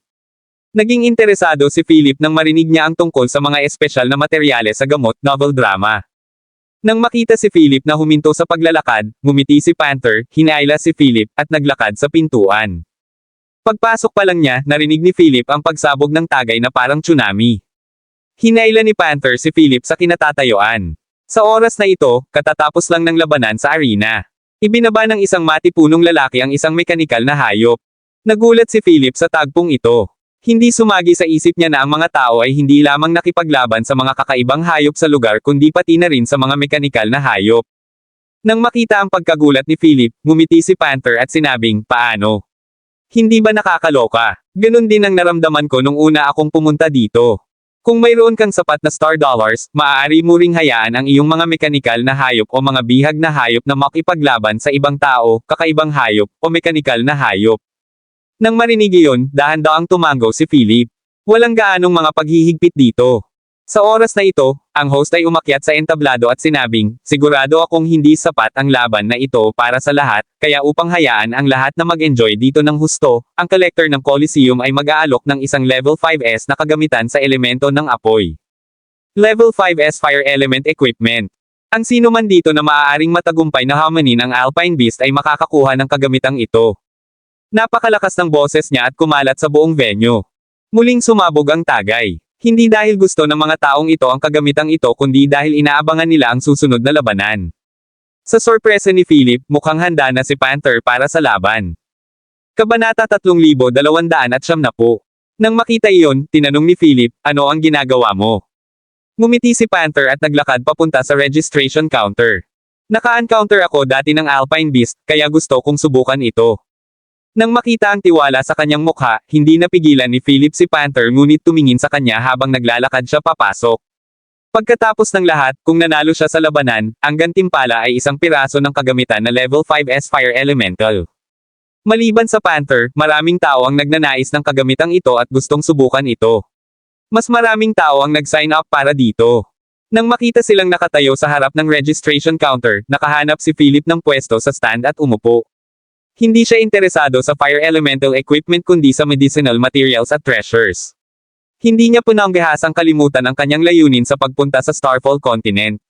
Nandito siya para iligtas ang asawa niya. Habang nag-iisip, napatingin siya sa iilang tao na nakahanda sa oras na ito. Inanunsyo ng host, mukhang marami tayong magigiting na mandirigma ngayon pero iisa lang ang Alpine Beast. Dapat ba nating hayaan ang magigiting na mga challenger na ito na lumaban ng isang round muna? Napakunot ang noo ni Philip sa narinig. Kung ang mga taong ito ay talagang pinahihintulutang makipagkompetensya muna, tiyak na wala sila sa kanilang pinakamahusay na estado kapag nakikipaglaban sa Alpine Beast. Nangangahulugan iyon na sila ay nasa panganib. Gayunpaman, sa sandaling ito, napansin niya ang ilang mga challenger na kumikislap sa isa't isa. Nang makita ito, kumirot ang puso ni Philip. Bigla siyang nagkaroon ng inkling na ang mga taong ito ay inayos talaga ng Coliseum. Ang kanilang pangunahing layunin ay upang maubos si Panther at ang iba pa. Kung wala sila sa kanilang pinakamahusay na estado kapag nakikipaglaban sa Alpine Beast, ang bentahe ng paggawa nito ay upang maiwasan ang anumang pagkalugi sa Coliseum. Higit pa rito, ang mga kita ng Coliseum ay palaging hindi mapaghihiwalay mula sa mga kapansanan sa pagtaya. Ang paghikayat sa mga tao na maglagay ng taya ang kanilang pangunahing layunin at ang paraan kung paano sila kumita ng pera. Matapos malaman ito, hindi maiwasan ni Philip na mag-alala para kay Panther. Mukhang maghihirap si Panther ngayon. Gayunpaman, batay sa karanasan ni Panther, hindi niya ito malilimutan. Pagkatapos ng lahat, hindi siya isang baguhan at dapat ay nagkaroon ng ilang mga karanasan sa gitna at itaas na palapag. Sa oras na ito, gumawa ng anunsyo ang host at nagsimula ang labanan sa Coliseum. Si Panther at ilang iba pang mga challenger ay tumayo sa isang grupo. Bagamat mukhang nag-aaway sila, masasabi ni Philip na peke lang ang mga challengers na iyon. Hindi naman talaga sila umaatake sa isa't isa. Kabanata 3291. Gayunpaman, iba sila noong nilalabanan nila si Panther. Lahat sila ay tunay na pag-atake.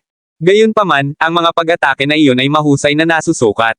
Sila ay sinadya lamang upang pagodin siya, hindi pumatay. Nang malaman ang kanilang intensyon, hindi na umaasa si Philip para sa Coliseum na ito. Kung tutuusin, maraming bagay ang inayos ng Coliseum. Kahit na may nagtagumpay sa hamon, malamang na mula sa Coliseum. Nais lamang nilang makakuha ng atensyon at makaakit ng mga tao na tumaya. Siyempre, hindi mananaig si Panther sa isang hindi patas na labanan at hindi nagtagal ay naubusan ng hininga. Gayunpaman, alam ni Philip na hindi masasaktan si Panther. Dahil hindi nanganganib ang kanyang buhay, hindi na kinailangan ni Philip na tulungan si Panther. Kung talagang nakalaban ni Panther ang Alpine Beast, iyon na ang oras para magpakita si Philip. Kung tutuusin, si Panther ang escort niya. Hindi pa niya nakikita ang itaas na palapag. Ni hindi niya alam kung saan ang daanan, kaya hindi niya hahayaang mamatay si Panther ng ganoon lang. Pinagpapawisan na si Panther ngayon. Halatang hindi maganda ang kalagayan niya.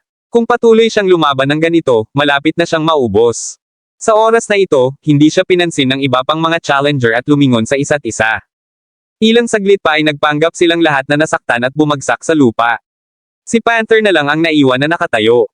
Sinabi ng host, magaling, binabati kita sa mandirigmang ito para sa pagkakaroon ng karapatang hamani ng Alpine Beast. Sa sandaling matapos siyang magsalita, ang iba pang mga naghahaman ay kinuha. Tumayo si Philip at dahan-daang naglakad papunta sa registration counter. Kung kailangan niya ng lehitimong paraan para makapasok sa labanan, kailangan lang niyang mag-sign up. Gayunpaman, sa ilalim ng gayong mga pangyayari, nahulaan ni Philip na hindi siya papayagan ng kabilang partido na mag-sign up. Pagkatapos ng lahat, ang handicap sa pagtaya ay lumabas na. Kung pumasok siya sa kalagitnaan, iisipin ng iba na makulimlim at hindi patas. Gayunpaman, nais ni Philip na ilantad ang kanilang makulimlim at maling mga operasyon ngayon. Nang sa wakas ay lumakad na si Philip sa registration counter, ang taong namamahala sa pagpaparehistro ay nagulat na tumingin kay Philip at sinabing, "Sir, pwede ba kitang tulungan?"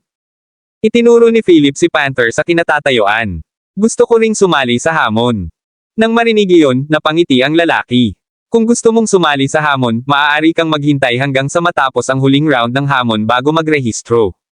Kung tutuusin, dumaan na siya sa laban sa ibang challengers, so it'd be unfair for you to go up like this. Sabi ni Philip, bakit ang unfair? Ang iilan sa kanila ay nagtulungan upang mapagod ang aking kaibigan, na nag-iwan sa kanya ng oras upang magpahinga bago hamanin ang Alpine Beast. Sa paggawa nito, maaari mo ring sabihin sa lahat na narito ka para dayin ang kanilang pera. Agad namang napangiwi ang lalaki nang marinig ang sinabi ni Philip. Hindi niya inaasahan na makikita ni Philip ang kanilang pamamaraan sa isang sulyap. Gayunpaman, hinding-hindi nila ito maamin dahil kapag nagawa na nila, katumbas na rin ang pagsasabi sa lahat na ang lahat ay kasinungalingan at lahat sila ay kasabwat. Kaya naman, nagpa siya ang lalaki na huwag sabihin ang totoo anuman ang mangyari. Ang sabi niya, "Sir, kailangan kong babalaan ka na managot sa iyong mga salita. Kung sasabihin mo iyan, may karapatan akong kunin ang mga gwardya ng Coliseum para ay escort ka palabas." Hindi alam ni Philip na ang kanyang aksyon ay natuklasan ng taong namamahala sa Coliseum, at siya ngayon ay nakatitig kay Philip ng malapitan. With a wink at the host said loudly, "Excuse me, everyone, parang may bagong challenger tayo ngayon sa laban. Kung ganoon, bakit hindi tayo maglaro ng mas exciting?" Kabanata 3292. Nang marinig iyon, alam ni Philip na tiyak na may nagmamanipula ng mga bagay sa likod ng mga eksena. Gayunpaman, hindi niya ito tinanggihan. Kung gusto niyang iligtas si Panther, kailangan niyang sundin ang mga patakaran nila. Kung sinunod niya ang mga alituntunin at nagtagumpay sa huli, ang kabilang partido ay walang masasabi. Sa pag-iisip nito, naglakad si Philip sa entablado. Nang makita ito, agad na nagbago ang tono ng host. "Okay, mukhang ready na itong challenger na ito. Bakit wala tayong dalawang tao na hamon ngayon? At how many ng dalawang humahamong ito ang dalawang Alpine Beast?" Naghiyawan ang lahat, at ang ilan ay nagsimulang ihagis ang kanilang mga alahas at armas sa entablado.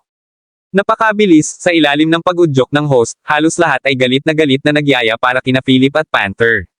Gayunpaman, alam ni Philip na ito ang oras kung kailan ang kabilang partido ay naglalagay ng isang kapansanan sa pagtaya para sa kanya, at ito ay noong sila ay gumawa ng pinakamaraming pera. Pagkatapos ng lahat, sa karagdagang hindi kilalang variable na tulad niya, mas maraming tao ang handang sumugal. Kung tungkol sa Coliseum, sila ay nasa isang hindi matatalo na posisyon kung saan maaari silang kumita ng pera ng hindi nalulugi. Nang makita ang sitwasyong ito, tiyak na gagawa sila ng ilang mga trick, tulad ng pagpapalitan ng ilang kakaibang hayop. Pagkakita kay Philip, sinabi ni Panther, hindi na makapagpigil at gusto mo ring magsaya. Tumingin si Philip sa nakakalimutang Panther at sinabing, hindi mo ba napansin na ang mga naunang naghamon ay pinadala lahat ng Coliseum? Ang iba ay nagsalita para sa kanilang sarili. Sa wakas ay natauhan si Panther. Alam niyang nahulog siya sa bitag, at ang tanging naiisip niya ngayon ay kung paano makatakas dito. Ang ilang mga bagay ay tila simple ngunit komplikado kapag ginawa. Ang mga taong walang tiyak na lakas ay hindi makayanan ng ganoong sitwasyon.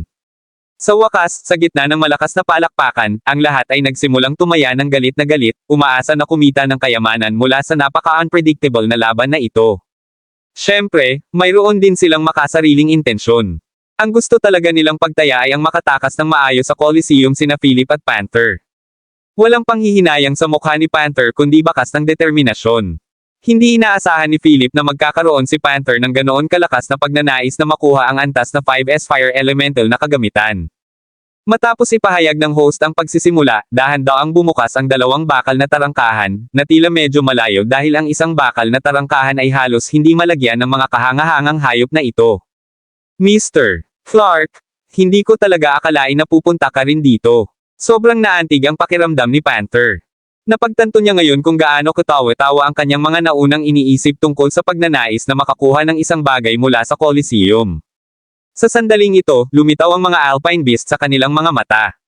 Ang tinatawag na 2 taong hamon na ito ay talagang isang pagkakataon para sa Coliseum na mahuli sina Philip at Panther dito upang sila ay maupo at umani ng mga benepisyo. Humihingi ng tawad ang sinabi ni Panther kay Philip, Mr. Philip, huwag kang mag-alala sa akin mamaya at tumakas ka na lang mag-isa. Huwag kang madrag pababa dahil sa akin. Nang matapos siyang magsalita, nakarinig sila ng 2 dagandong mula sa mga hayop. Umalangaw-ngaw ang mga dagandong sa kalangitan, na ikinalulungkot ng lahat. Dahan-daang isinara ang mga tarangkahan, at sa wakas ay nakita ni Philip ang tinatawag na Alpine Beast. Kabanata 3273. Ang 2 malalaking halimaw ay halos magkasing laki 4 na metro ang taas. Para silang mga bakulaw na titig kina Philip at Panther. Bahagyang tinapik ni Philip ang balikat ni Panther at sinabing, cut the crap and get ready to fight. Ayokong sipain dito ang balde. Habang nagsasalita siya, sumabog ang apoy mula sa katawan ni Philip. Naakit din ito ang atensyon ng 2 Alpine Beast. Nang makita ang apoy sa kanyang katawan, ang 2 Alpine Beast ay sumulyap kay Philip bago ibinaling ang lahat ng atensyon sa kanya. Wala silang nadama na takot sa apoy ngunit sa halip ay isang pagsulong ng interes. Walang pag-aalinlangan, ang 2 kakaibang hayop ay hinampas ang kanilang malalakas na katawan laban kay Philip na nagpakawala na ng kanyang apoy sa kanila. Hindi banggitin kung gaano kalakas ang mga Alpine Beast, ang simpleng pagkilos na ito na sinasabayan ng tunog ng pagsipol ay maihahambing sa lakas ng isang 6-star powerhouse. Ngayon, si Panther ay walang pagkakataon na gumawa ng anumang hakbang at maaari lamang na patuloy na umiwas. Hindi nagtagal, napilitan si Panther sa isang sulok ng mga hayop. Itinuring ng mga Alpine Beast, na kamukha ng mga gorilla, ang Panther bilang hadlang sa kanilang layunin. Nang makitang walang puwang si Panther para lumaban, naisip ng lahat na anumang segundo ay mamamatay siya sa ilalim ng mga paa ng mga hayop. Gayunpaman, sa sandaling ito, isang figure na puno ng mga elemento ng apoy ang hamarang sa pag-atake ng mga hayop. Ito ay walang iba kundi si Philip. Hindi siya sanay magtago sa likod ng ibang tao. 2 kakaibang hayop lang iyon, na hindi sineseryoso ni Philip. Bukod dito, hindi sila mukhang napakabigat, mas malakas lamang kumpara sa ilang iba pang mga kakaibang hayop.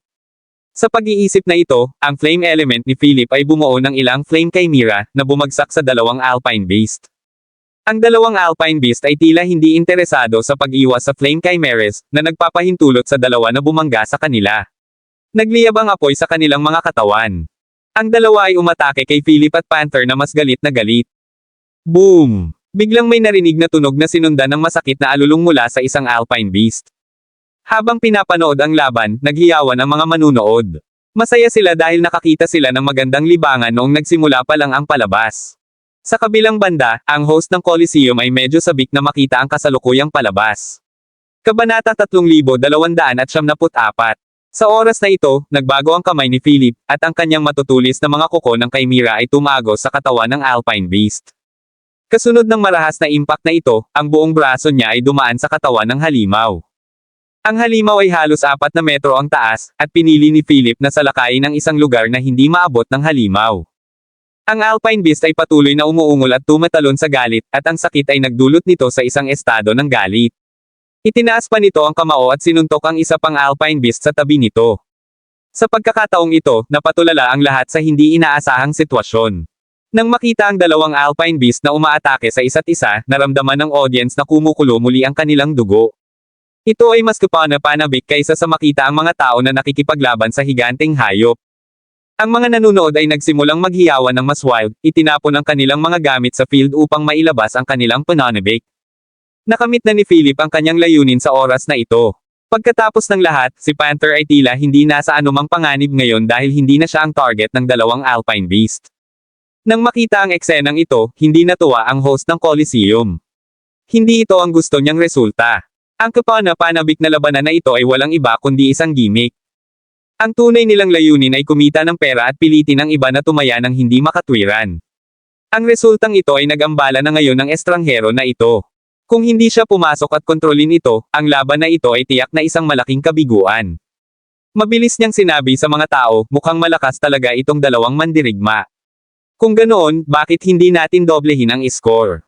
Nais niyang ipin ang pagkalugi ng dalawang Alpine Beast kay Philip at Panther.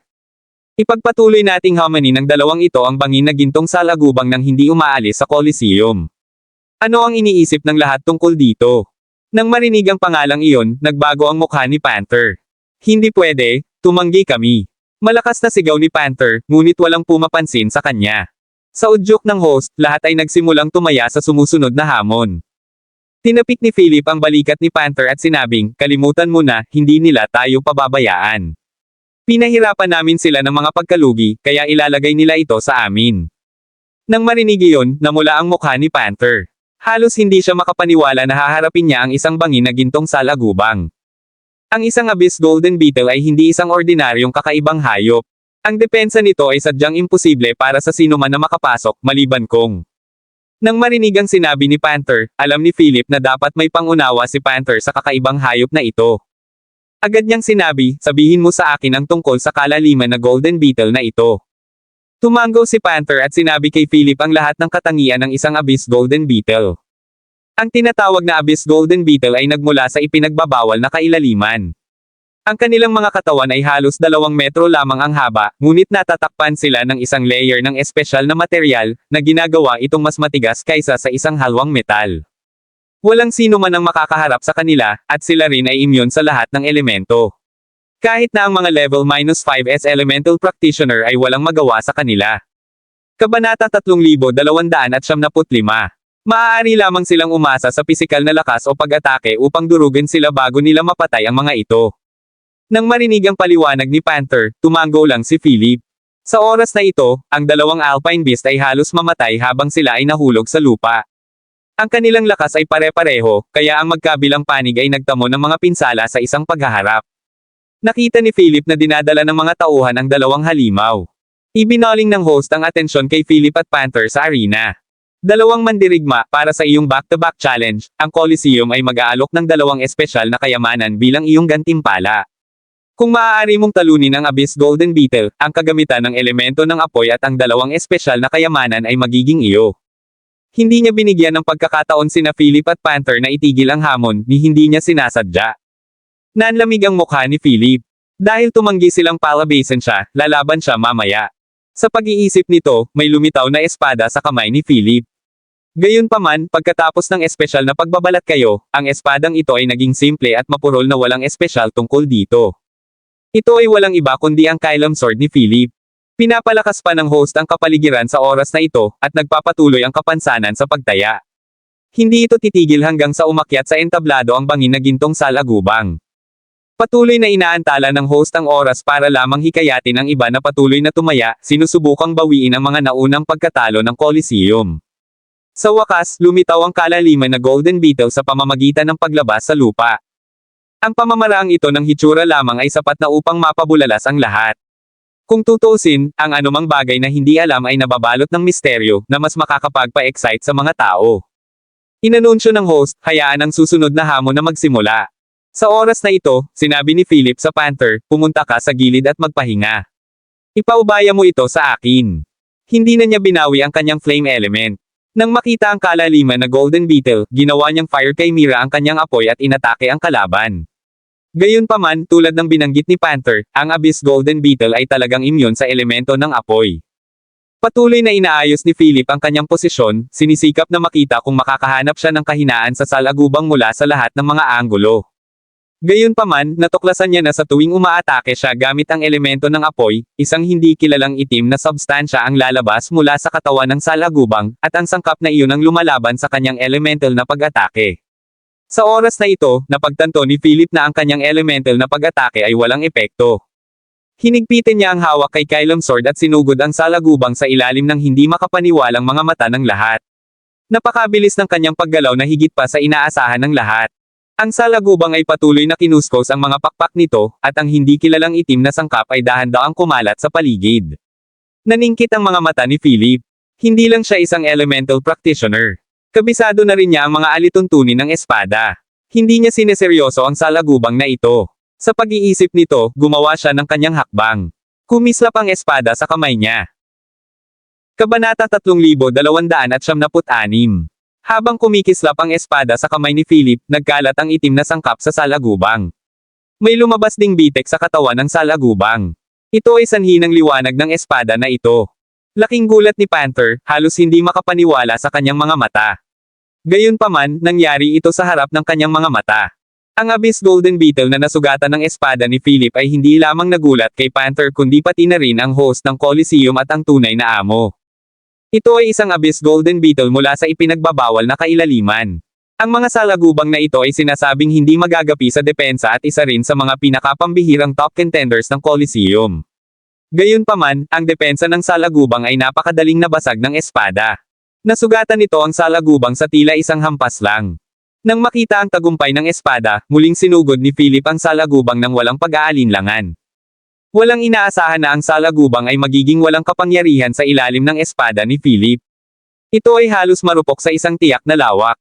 Gayunpaman, ang target ni Philip ay hindi lamang upang patayin ang kalaliman na gininto ang salagubang kundi ang alisan ng takip ang kurtina sa likod ng Coliseum na humahadlang sa kanilang paggalaw.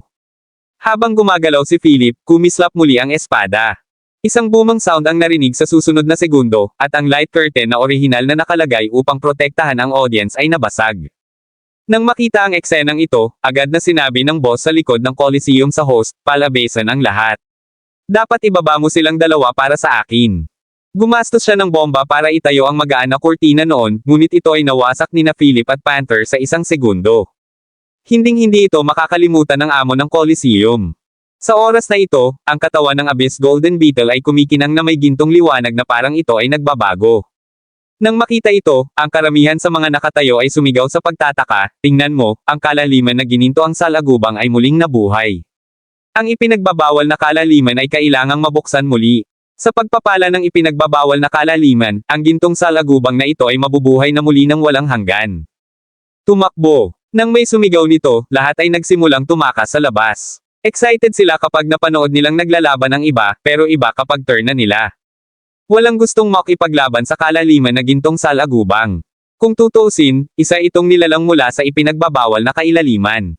Ito ay hindi isang bagay na maaari nilang labanan. Gaya ng inaasahan sa kalikasan ng tao. Nang may tumakbo, sumunod naman ang iba. Ang bulag na sumusunod na mga tao ay ginawang gulo ang Coliseum. Sinamantala rin ni Philip ang pagkakataong ito para hilahin si Panther at tumakbo palabas kasama ang mga tao. Bagamat labis siyang interesado sa mga terminong inaalok ng Coliseum at ng dalawang espesyal na kayamanan, alam din niyang nabulabog niya ang pugad ng trompeta, kaya mas mabuting tumakas sa oras na ito. Pagkaalis ng dalawa sa Coliseum, tinanong ni Philip si Panther, anong klaseng lugar ang ipinagbabawal na kalaliman? Bakit sila takot na takot dito? Natatakot pa nga sila sa isang Abyss Golden Beetle. Nang makitang hindi sila sinundan ng mga tao sa Coliseum, sinabi ni Panther kay Philip, ang ipinagbabawal na kalaliman ay isang mahiwagang lugar. Ayon sa alamat, isang holy tier powerhouse mula sa isang malayong lupain ang minsang nakapasok sa ginintoang lupain. Napalunok si Panther habang hingal na hingal at nagpatuloy, sinasabi na ang holy tier powerhouse ay pinunasan ang lahat ng mga kakaibang hayop sa kailaliman at may naiwan sa loob. Isang holy tier powerhouse mula sa malayong lupain. Kabanata 3297. Kumunat ang noo ni Philip. Maaari mo bang sabihin sa akin ang higit pa tungkol dyan? Saan nagmula ang banal na antas na ito? Sinabi ni Panther, narinig ko na ang lugar ay tinatawag na Land of the Singed Blood. Siyempre, may mga nagsasabi rin na ang mga tao sa lugar na iyon ay lumikha ng Starfall Continent, o sa halip, lahat ng mga tao dito ay nandayuhan mula sa lugar na iyon. Nang marinig iyon, napagtanto ni Philip na pinag-uusapan ni Panther ang kanyang orihinal na mundo. May dumating mula sa lugar na iyon sa lupain ng baybayin at isang banal na antas na nilalang. Isang powerhouse ng kabilang baybayin. Posible bang ang banal na nilalang na ito ay ang ina ni Philip? Sa pag-iisip na iyon, medyo naging curious din si Philip sa tinatawag na Forbidden Abyss.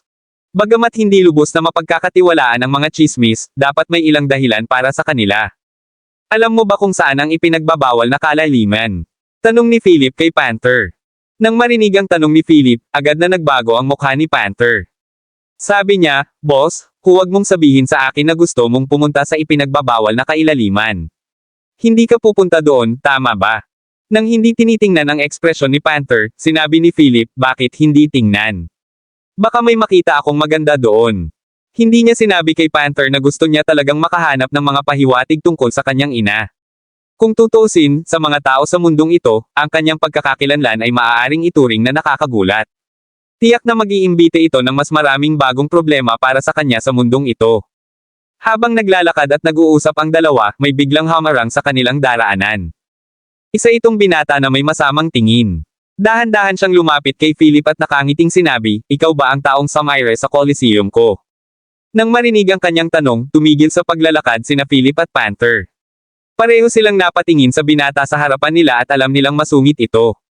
Pagkatapos ng lahat, ang isang taong maaaring magpatakbo ng Coliseum sa gitnang palapag ay hindi dapat isang simpleng karakter. Gayunpaman, hindi nila alam na ang kabilang partido ay hindi lamang magkaroon ng isang pambihirang pagkakakilanlan. Ang pangalan mo ay Philip Clark, tama ba? Ikaw ang pumatay kay Mr. Cusack kanina. Tama ba ako? Parang casual na nagsasalita ang binata, ngunit naramdaman ni Philip ang pagbagsak ng kanyang puso. Alam ng lalaking iyon ang kanyang mga detalye na para bang nakikita niya ang mga nakaraang kaganapan bago pa masira ang mga bahagi ng kanyang Coliseum. Gayunpaman, tila walang pakialam ang binata. Tumingin siya kay Philip at sinabing, "Tama, dahil taga lower floor ka, hindi nakita dapat pahirapan. Pero naging tanga ka para gumawa ng gulo sa Coliseum ko, kaya kailangan nating ayusin ang score na ito." Habang nagsasalita, sinenyasan niya ang kanyang kampa na lumapit. Ilang minuto rin ang lumipas nang sa wakas ay nagpakita na ang kanyang mukha ng isang tusong ngiti. Nakita ni Philip si Leopard at ang iba pa sa screen ng communicator ng kabilang partido. "Anong ibig mong sabihin dito?" Malamig na tanong ni Philip sa taong iyon. Hindi niya akalain na ang mga kasamahan niya sa ibabang palapag ay mahuhuli ng lalaking ito ng ganoon kabilis pagkatapos lamang ng pagkawasak ng Coliseum. Gayunpaman, pagkatapos niyang sabihin ito, napagtanto ni Philip ang isang bagay. Kabanata 3298. Dahil tiyak na mahahanap ng kabilang partido ang kanyang mga kasamahan sa koponan, malamang na matagal na niyang planong harapin siya. Agad na naisip ito ni Philip. Pagkatapos niyang makitungo kay Mr. Cusack, tiyak na na-target siya ng iba't ibang puwersa sa gitnang palapag. Napakasimple ng ibig kong sabihin. Dahil pinatay mo ang aking Abyss Golden Beetle sa Coliseum, maaari kang pumunta sa ipinagbabawal na kalaliman at kumuha ng isa para sa akin. Bagamat sinabi ng binata, alam ni Philip na kung hindi niya susundin ang kanyang kagustuhan, si Leopard at ang iba pa ay masasaktan. Sa oras na ito, malakas na sinabi ni Panther, ang ipinagbabawal na kalaliman ay naisaaktibo, at ang Abyss Golden Beetle ay nabuhay na muli, kaya bakit kami kukuha ng isa pa para sa iyo? Isang panunuya ang bumungad sa mukha ng binata. Magaling ang sabi. Lumapit ang kanyang kababata kay Panther at bigla siyang sinuntok sa tiyan. Sinira ng suntok na ito ang baluti sa katawan ni Panther at nagpakulot sa kanya na parang hipon. Gayunpaman, ang taong iyon ay hindi titigil doon at itinaas ang kanyang kamao upang salakayin si Panther sa pangalawang pagkakataon. Nang akmang gagawa siya ng hakbang, hinawakan niya ang kamay niya ng isa pang makapangyarihang kamay. Sabihin mo sa akin ang lokasyon ng ipinagbabawal na kalaliman, malamig na sabi ni Philip. Pinigil ng binata ang ngiti at seryosong tinitigan si Philip. Nagsimula na ang kanilang paghaharap nang hawakan ni Philip ang kamay niya. Hindi man ito napansin ng iba, alam ng dalawa na sa sandaling iyon, pinakawalan na ng binata ang kanyang pinakamalakas na lakas sa pakikipaglaban. Kahit na hindi natinag si Philip. Parang bakal na bisyo ang kamay ni Philip. Huwag kang masyadong lumayo, o wala akong pakialam na gawin ang lahat, malamig na tumingin sa kanya si Philip, walang pakialam kung gaano kalakas ang kanyang kapangyarihan sa pakikipaglaban. Fine, sumama ka sa lalaki ko at dadalhin kanya sa ipinagbabawal na bangin, novel drama. Sa wakas ay bumitaw si Philip, at nakahinga ng maluwag ang binata. Nasusukat ng mabuti ang kilos ni Philip. Hindi niya masyadong itinulak ang binata, na isa ring antas ng proteksyon para sa kanyang mga kasamahan at Panther. Bagamat mukhang nagtatampo ang binata, hindi niya talaga mahanap ang pagkakataong pahirapan ang mga bagay-bagay. Hiniling niya sa kanyang kampo na dalhin si Philip sa ipinagbabawal na kalaliman. Pagkaalis ni na Philip at Panther, tumingin siya sa kanilang likuran at malamig na sinabi, Philip Clark, ha? How dare you make a enemy out of me? Maghintay ka lang. Ako ang may huling say sa gitnang palapag na ito. Sinundan ni Philip at Panther ang kampo ng binata at hindi gaanong nagsasalita sa daan. Sa oras na ito, tinanong ni Philip si Panther sa pamamagitan ng communicator kung kilala niya kung sino ang binatang ito.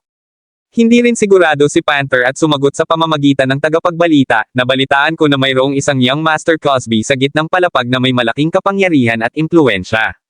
Kahit hindi ako sigurado, dapat siya iyon. Tumango si Philip. Ang ipinagbabawal na kalaliman ay talagang mas kaakit-akit kaysa sa itaas na palapag. Kung tutuusin, baka may clues na naiwan ng nanay niya doon kaya naman sabik na siyang mahanap ang mga ito. Hindi sila nakalayo bago nakita ni Philip ang isang batong kagubatan. Ang mga hugis ng mga batong ito ay kakaiba, at ang lugar ay halatang walang tao na walang nakikitang tao. Kabanata 3299. Siyempre, nakita ito ni na Philip at Panther sa labasan ng underground na lungsod. Ang gitnang palapag ay mayroon ding iba pang labasan na hindi lamang patungo sa ibabang palapag. Sa pagkakataong ito, sinabi ng lalaki sa dalawa, ito ang bawal na kalaliman. Pwede ka nang pumasok. Pagkatapos magsalita, itutulak na sana niya ang mga ito sa loob ng hindi na hinintay na mag-react. Gayunpaman, pinandilatan siya ni Philip at sinabing, dahil nangako ako sa iyong young master, natural na gagawin ko ang aking bahagi. Hindi mo kami kailangang tretuhin ng ganito. Habang nagsasalita, pinagmamasdan ni Philip ang ekspresyon ng lalaking ito. Gusto niyang tiyakin na ang nagpahirap sa kanila ay si young Master Cosby. Sa pagtingin sa kalmadong ekspresyon sa mukha ng taong ito, kinumpirma ito ni Philip. Pagkatapos ng lahat, ang mga problema ay kailangang lutisin sa ugat. Kinailangan ni Philip na maghayganti sa sinumang maglakas loob na magbuhat ng kamay sa kanyang mga kasamahan. Paano kung si young Master Cosby ang pinakamalakas na puwersa sa gitnang palapag? Nag-walkout si Philip kasama si Panther. Ito ay ang tinatawag na ipinagbabawal na kalaliman, ngunit sina Philip at Panther ay walang nakitang kalaliman. Dahan-dahan silang naglakad pasulong. Ang mga kakaibang batong ito ay tila naghahatid ng ilang uri ng senadorias na may espesyal na kahulugan, ngunit hindi ito maisip ni Philip. Habang papalayo sila sa loob, ang lupa sa ilalim ng kanilang mga paa ay nagsimulang magbago mula sa malambot na lupa hanggang sa matigas na bato. Nagdulot pa ito ng kalabog nang tumuntong sila sa lupa. Bago pa sila makalayo, biglang nakarinig si Philip ng putok ng baril. Kumunat ang noo niya. May iba pa ba dito bukod sa kanya at kay Panther? Malaki rin ang pagbabago ng ekspresyon ni Panther. Mr. Clark, magtago tayo. Dapat silang mga mangangaso. Nagtago sila sa likod ng isang bato bago ipinaliwanag ni Panther kay Philip na narito ang mga mangangaso na ito upang manghuli ng mga nilalang sa kalaliman. Nabalitaan na ang mga nilalang na ito ay may espesyal na sangkap na maaaring magpahusay sa lakas ng tao. Ang pangangaso at pagpatay sa isang high-level na abyssal na nilalang ay malamang na magpapataas ng lakas ng isang tao ng isang antas. Nangangahulugan ng isang pangkat ng pangangaso dito na lahat sila ay dapat nasa isang tiyak na antas. Nang marinig ang paliwanag ni Panther, mas nagulat si Philip. Kung ganoon nga ang kaso, magiging madaling mahuli ang isang Abyss Golden Beetle ayon sa kahilingan ni young Master Cosby kung sasali sina Philip at Panther sa isang pangkat ng pangangaso. Hindi rin imposibleng magbayad ng ilang star dollars para dito. Gayunpaman, nang makita ang ekspresyon sa mukha ni Philip, ipinaliwanag ni Panther kay Philip, lahat sila ay walang awa na mga mamamatay tao. Kapag nakita nila tayo dito, siguradong papatayin tayo at pagnanakawan nila. Kabanata 3300. Nang matapos magsalita si Panther ay naramdaman ni Philip na parang may nakatingin sa kanila. Kinindatan niya si Panther at naglabas ng baril sa bulsa. Binili niya ito para sa pagtatanggol sa sarili. Sa katunayan, batay sa lakas ni Philip, walang epekto sa kanya ang mga panlabas na kasangkapan. Bukod sa mga kakaibang hayop sa kailaliman, tanging ang pangkat ng pangangaso na binanggit ni Panther ang maaaring nakamasid sa kanila mula sa malayo. Kaya, tahimik na inilabas ni Philip ang kanyang baril ng walang pag-aalinlangan, tumalikod, at nagpaputok sa direksyon kung saan naramdaman niyang may nakatitig sa kanya. Sa mundong ito, ang ganitong uri ng baril ay hindi nagdulot ng labis na ingay. Pagkatapos magpaputok ni Philip, bigla siyang nakarinig ng sipol. Ang matalim na sipol na ito ay tila isang uri ng senyales, at isang grupo ng mga tao ang napalibutan siya sa isang iglap. May 7 o 8 tao na nilagyan ng kakaibang kagamitan na hindi pa nakikita ni Philip at ilang kumikinang na armas. Alam kaagad ni Philip na hindi sila madaling makitungo. Tingnan mo kung ano ang nahanap namin. Isang hunting party ng 2. Ang isa sa kanila ay may hawak na higanteng scythe sa kanyang kamay at nakipagbiruan kay Philip at Panther. Pero kung hunting team ka, parang kulang ang gamit mo. Mga baril lang ang hawak mo. Nanunuya naman ang isa pang tao. Sa oras na ito, inilagay na ni Philip ang kanyang espada. Nang makakita ng malaking logo ng bungo sa mga taong ito, napangiti si Panther at sinabing, lahat, hindi namin sinasadyang hadlangan kayo. Nandito kami sa utos ni Young Master Cosby at hindi sinasadyang inatake ka. Mangyaring huwag isa puso. Nang makita ang saloobin ni Panther, alam ni Philip na ang mga taong ito ay tiyak na mga walang awa na karakter. Gayunpaman, nanatiling kalmado at malayo si Philip. Tumawa ang mga taong iyon at sinabing, sino si Young Master Cosby? How dare you use him para takutin tayo? Isa itong lalaking may hawak na punyal. Nang marinig ang mga salita ni Panther, sumugod siya at inilagay ang kanyang punyal sa leeg ni Panther.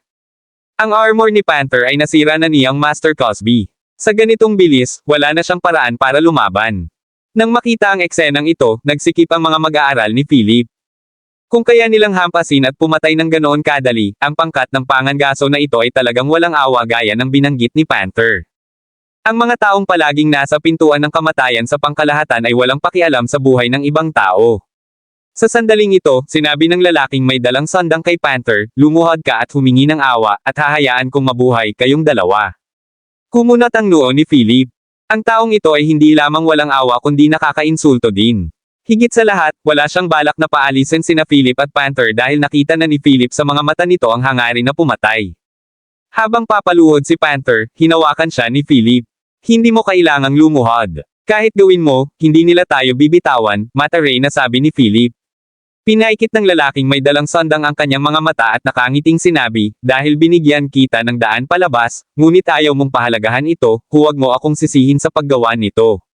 Pagkasabi nito, biglang tumalikod ang punyal na nasa kamay niya at tumama sa leeg ni Panther. Maraming salamat mga kamaster sa walang sawang pagsusubaybay, isang like, share, and subscribe naman dyan mga kamaster. Abangan ang susunod pang mga kabanata.